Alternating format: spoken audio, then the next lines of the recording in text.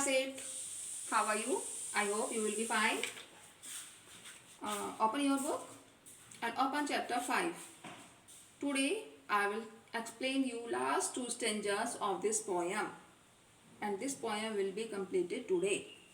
So look into your book. First of all, second last stanza.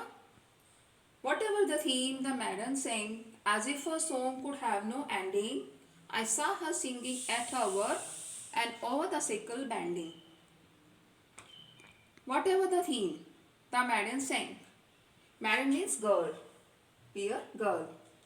Bore means carried. ये आपका next स्टेंजर में आएगा.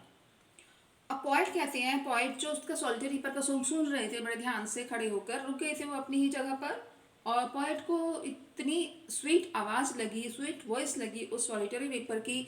उन्होंने उसके वॉइस को यहाँ तक कि नाइटिंगेल बर्ड और कुकू बर्ड से भी ज़्यादा स्वीट बताया.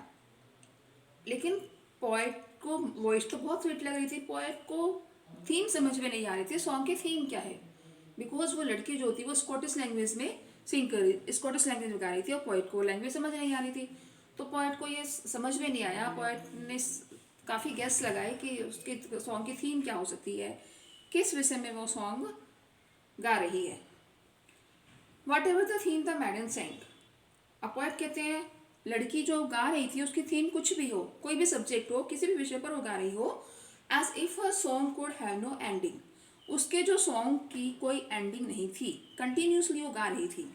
आई saw her singing at her work. Poet कहते हैं मैंने उसको काम करते हुए गाते हुए देखा. And over the sickle bending, और झुककर, sickle is an instrument for cutting grains.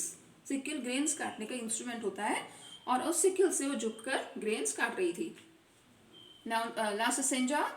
I listened motionless and still, and as I mounted up the hill, the music in my heart I bore, long after it was heard no more. अब last stanza में poet क्या कहना चाहते हैं, poet ने काफ़ी guess लगाए तो पोइट को थीम समझ में नहीं आई. तो पोइट लास्ट में कहते हैं कि वट एवर द थीम, कुछ भी थीम हो, लेकिन उसकी थीम की, उसके सॉन्ग की कोई एंडिंग नहीं थी. आई लिसन्ड, मैं सुन रहा था, मोशनलेस, बिना हिले डुले, चुपचाप खड़े हुए मैं उसका सॉन्ग सुनता रहा. And as I mounted up the hill, और मैं जैसे जैसे मैं पहाड़ी पर चढ़ता गया, पोइट अपने रास्ते जा रहे थे तो उन्होंने फिर जाना शुरू किया कि जैसे जैसे मैं पहाड़ी पर आगे चढ़ता गया ऊपर, the music in my heart I bore. उस लड़की का जो सॉन्ग था, उस लड़की का जो, उस लड़की की जो आवाज़ थी, वो मैं अपने साथ, मेरे साथ मैं लेते चला गया. वो मेरे दिल के अंदर उसकी आवाज़ भर गई और वो मेरे साथ साथ आवाज़ जाती चली गई. बोर मीन्स कैरीड, ले जाना. Long after it was heard no more, और जैसे जैसे मैं ऊपर चला जाता गया, फिर उसकी आवाज़ मुझे बाद में सुनाई नहीं दी, तो उसकी जो आवाज़ थी वो मेरे दिल के साथ साथ ऊपर मेरे साथ चली गई. So that was the poem. The theme of the poem, what is the theme of the poem. इसका जो मेन थीम है, जो मेन आइडिया है, वो क्या है, that is beautiful moments. Theme of the poem is beautiful moments और things.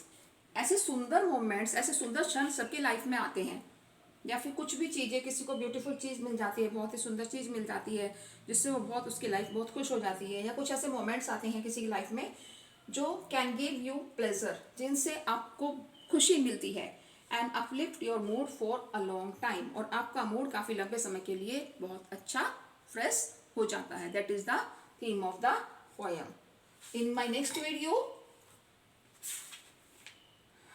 I will teach you about the exercise, that is understanding the poem. So listen carefully this video, all the videos of the explanation of this poem. Thank you. Have a nice day.